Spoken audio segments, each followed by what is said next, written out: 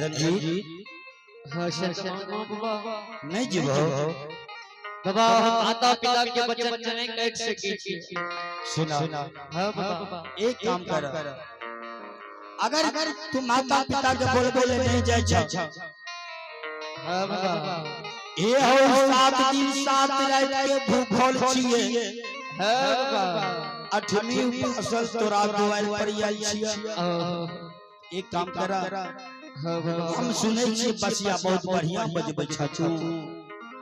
बाबा बढ़िया नहीं बजबै छी लेकिन थोड़ा मोड़ा बजाय लै छी ले हम सुनै छिए से तू बहुत सुंदर बसिया बजबै छ ये हो एक बेर बसिया के धुन पुनीत में महात्मा बाबा के सुना दियो अगर बसिया के धुन सुने हो न तो सांझ से सांझ बीता लग आ तात में तोहर माता पिता चले ता माता पिता के हाथ से भोजन खा ले बाबा बसिया के बारे सुनबे हां हां हां एक बेर बसिया के धुन सुनाबो सत्सरमणि से बाबू आय शरण महत्मा बाड़ के रहल छै हो और बसिया के आवाज तू अपना बुखार में से सुना दो ऐसा महात्मा बाबा माता पिता करे बोलबे ले जा सके छी लेकिन बसिया के आवाज तो जरूर सुना जाए ठीक ठीक बाबा जल्दी से अपने के बसिया के आवाज सुना सके छी लेकिन सुगागंज बाजार ले जाय सके छी अच्छा दोनों बाप के तू नहीं जइया हमरा बसिया के धुन सुनाबो हम सुनै छी हां ये बसिया जाबै दुलरुआ राजी दुलरुआ जाबै छै बजबै दुलारा हो गीत पुराना बसिया जाबै दुलरुआ राजी लगबा बजबै बजबै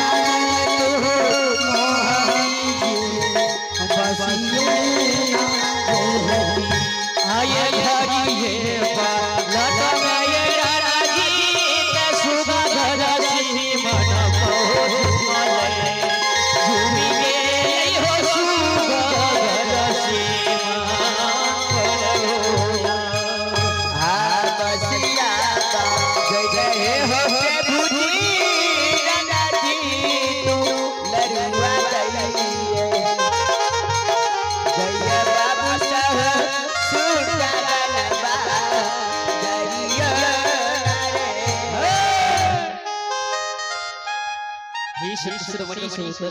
बाबू हाय बसिया बजैने रणनीति सुगागंज सीमाओं पर झूठ गेल छै बसिया मेरा जीत भगै तहरी नो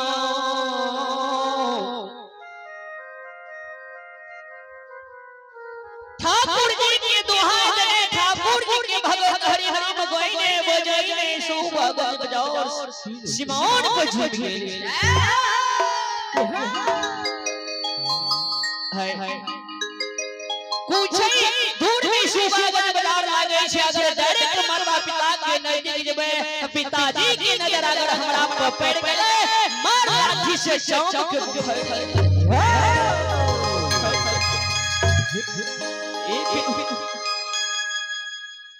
जही नाव पिताजी के नजर बेटा पड़तई मार लाठी से चाम बुखार देतई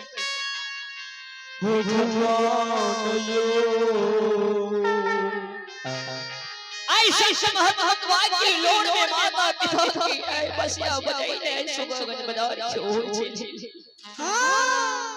सीधी एक में बसिया में माता जी के आवाज लगा मामा बता है के दिलियों में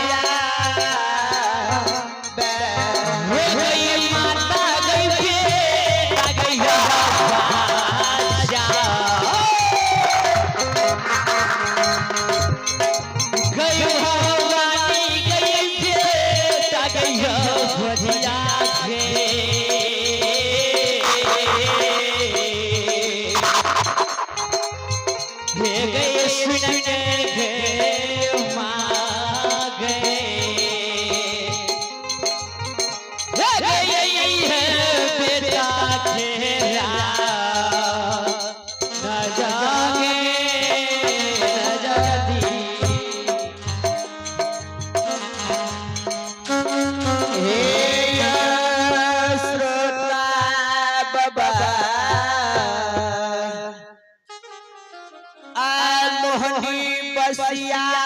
में